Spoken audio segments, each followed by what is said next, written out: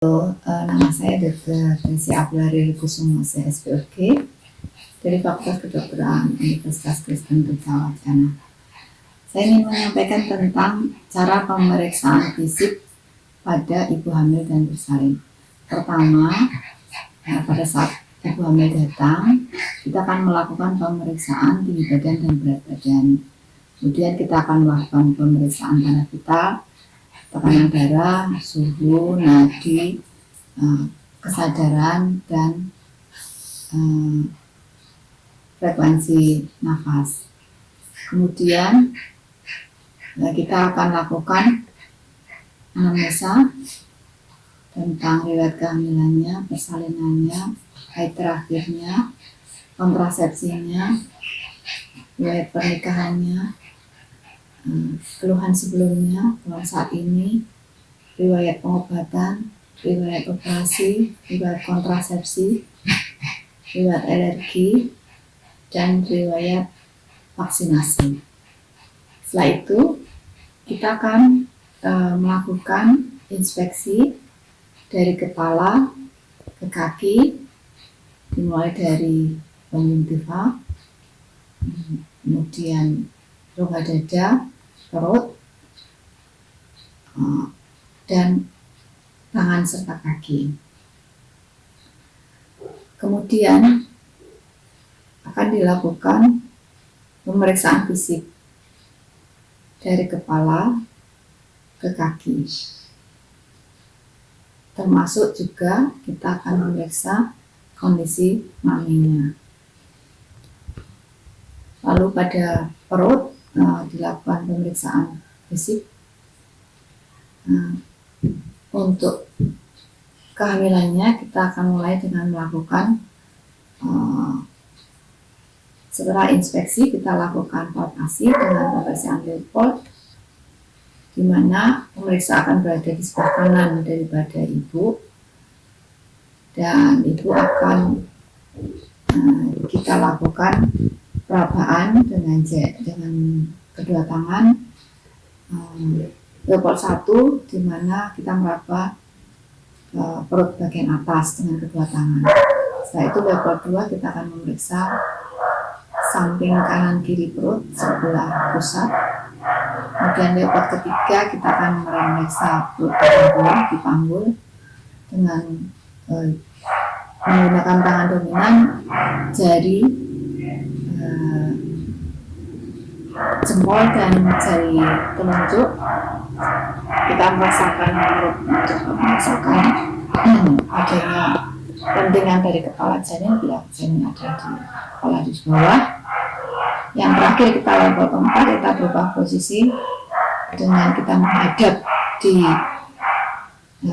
panggul ke bawah, dan kita meraba dengan kedua tangan untuk melihat apakah kepala sudah masuk ke dalam panggul. Setelah itu kita akan melakukan inspeksi pada genitalia eksternal, yang paling sering bisa ditemukan Candida atau herpes zoster. Kemudian kita akan melakukan pemeriksaan inspekulo. Pada inspekulo bisa ditemukan adanya fluor yang paling sering. Kita melihat kondisi vagina dan serviks. Lalu selanjutnya kita akan melakukan pemeriksaan bimanual atau vaginal TUSI. Indikasi vaginal TUSI ada beberapa dalam kehamilan persalinan. Yang pertama adalah untuk melihat ukuran panggul. Yang kedua adalah apabila ada kontraksi, supaya kita bisa mengetahui apakah ada pembukaan daripada serviks. Yang ketiga, jika ada ketuban pecah. Dan selanjutnya adalah pemeriksaan sesuai dengan rencana observasi pada kemajuan persalinan. Pada pemeriksaan vaginal TUSI yang kita evaluasi, pertama adalah kondisi serviks menurut skala pelvic dari Bishop, yaitu dilatasi serviks. Dilatasi kita melihat apabila diameter serviks itu kurang dari 5 cm, yang kita periksa adalah besarnya lubang yang ada. Apabila lebih dari 5 cm, kita melihat berapa cm sisa dari porsio yang ada. Yang kedua adalah penipisan atau effacement dari serviks. Penipisan serviks pada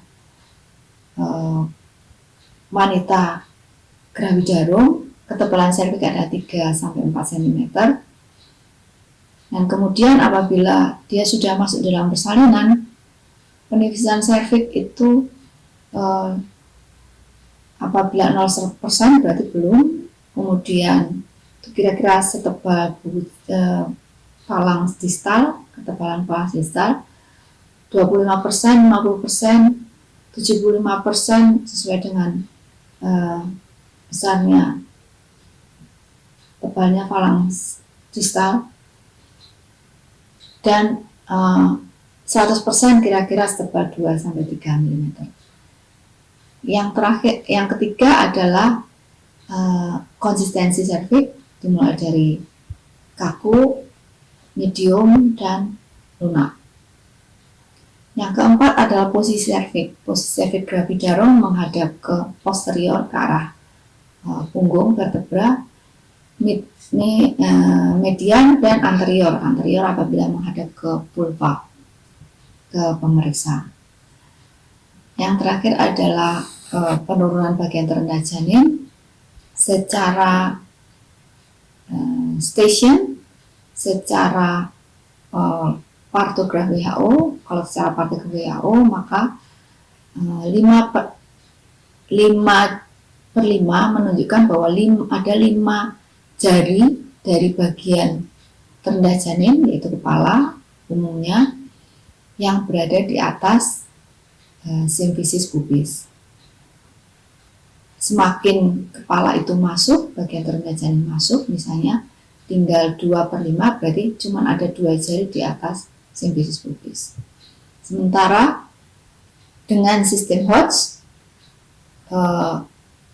Hodge 1 apabila bagian terendah janin itu adalah setinggi bidang Hodge 1, yaitu bidang yang dibatasi oleh tepi atas simfisis, linea innominata, dan promontorium, yaitu bagian depan dari permukaan atas vertebra sakral 1. Hodge 2 apabila setinggi tepi bawah simfisis, Hodge 3 apabila setinggi spina ischiadica, dan Hodge 4 apabila setinggi oxcoscius, bidang Hodge-nya. Hodge 4 ditandai dengan pada saat kepala sudah menekan dasar panggul sehingga vulva vagina terbuka, dan kepala bayi sudah nampak tanpa menyibakkan labia. Sementara yang berikutnya adalah kondisi dari ketuban. Apabila ketuban itu sudah pecah, akan dideskripsikan sesuai dengan warna ketuban: jernih, kuning, hijau, kuning mekonial, atau hijau mekonial. Kuning mekonial adalah yang paling tua dari pecahnya ketuban tersebut. Kemudian yang berikutnya adalah presentasi, yaitu bagian terendah janin. Presentasi pada persalinan normal adalah presentasi belakang kepala atau vertex yang ditandai oleh denominator, yaitu ubun-ubun kecil atau fontanella minor. Ubun-ubun kecil bisa dikenali dengan bentuknya seperti segitiga. Apabila kepala bayi semakin defleksi, maka presentasinya adalah presentasi puncak, di mana ditemukan ubun-ubun kecil, fontanella minor, dan fontanella mayor yang bentuknya seperti diamond. Jika presentasinya adalah presentasi dahi, maka kita bisa kenapa denominatornya ubun-ubun besar atau fontanella mayor. Denominator adalah penunjuk dari presentasinya. Dan yang terakhir adalah presentasi muka, di mana denominatornya adalah momentum. Selain itu terdapat presentasi bahu yang menunjukkan bahwa bayi posisinya letak lintang, di mana kita harus mendeskripsikan letak kepalanya ada di mana dan dorsumnya atau punggungnya ada di sebelah mana. Yang terakhir adalah presentasi bokong. Ada 3 presentasi bokong. Presentasi bokong murni, di mana kita bisa meraba sakrum sebagai denominator, tapi kita tidak bisa meraba kedua kaki. Presentasi bokong lengkap, komplit, atau bokong komplit, di mana kita bisa meraba sakrum dan kita bisa meraba satu atau kedua kaki. Dan incomplete bridge atau presentasi lutut atau presentasi kaki, 1 atau 2 kaki, di mana kita tidak bisa meraba sakrum namun kita bisa meraba kaki. Lalu yang terakhir adalah adanya molase, yaitu penumpukan dari sutura-sutura grade 0, grade 1 apabila bersentuhan, grade 2 apabila sudah bertumpukan, dan grade 3 apabila bertumpukannya parah. Dan kemudian yang terakhir adalah ukuran panggul. Ukuran panggul dilihat dari apakah promontorium tercapai, ukuran diameter ukuran conjugata diagonalis, ukuran conjugata vera, apakah lengkung sakrumnya cekung, lalu berapa persen linea nominatanya teraba, kemudian apakah spina ischiadica menonjol, dan bentuk dari panggul tengah, serta sudut dari arcus pubis. Demikianlah pemeriksaan fisik yang dilakukan pada ibu dalam kehamilan dan persalinan. Terima kasih.